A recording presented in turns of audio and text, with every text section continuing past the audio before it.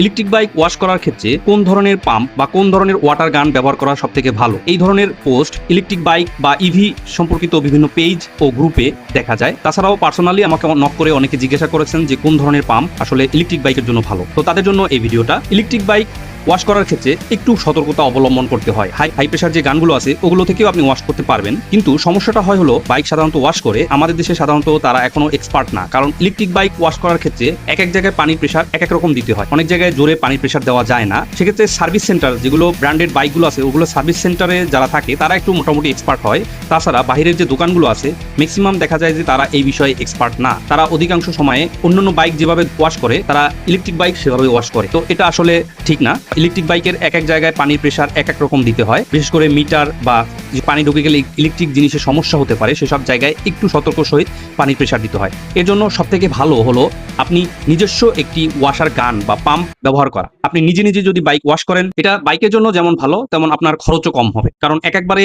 Bike wash করতে গেলে আপনাকে 150 থেকে 200 টাকা আপনার ওয়াশারম্যানকে দিতে হয়। অতএব নিজে নিজে যদি বাসায় ওয়াশ করেন সেটা ইলেকট্রিক বাইকের জন্য যেমনটা ভালো হবে, আপনার খরচও তেমন কম হবে। তো আমি এই পাম্পটা ব্যবহার করি। এটার ব্যবহার করার কারণ হলো এটার যে নজলটা আছে এটার মাথায় একটা সুন্দর একটা মিটার আছে। আমি কোন সময় কোন অ্যাঙ্গেলে আমার পানি দরকার সেটাই মিটার ঘুরিয়ে ঘুরিয়ে আমি সেই অনুযায়ী পানি ওয়াশ করতে পারবো, এবং যেরকম প্রেশার দরকার আমার সেরকম প্রেশারে আমি পানি ওয়াশ করতে পারবো। তাছাড়াও এটার সাথে আরো বিভিন্ন টাইপের নজল আছে, সেটাও আপনি লাগিয়ে নিতে পারবেন। তো এই ওয়াশার গানটা হলো এটা ব্র্যান্ডেড কোম্পানি ডিংচি ব্র্যান্ডের। বাজারে আরো বিভিন্ন ধরনের ওয়াশার পাম্প ওয়াশার গান আপনি পাবেন, সেগুলো নন ব্র্যান্ডেড এবং সেগুলো বেশি দিন টেকসই হয় না। এই গানটা আমি ব্যবহার করি এর জন্যই যে এটা একটা ব্র্যান্ডেড এবং অনেক টেকসই এবং একটা ওয়াশার গান।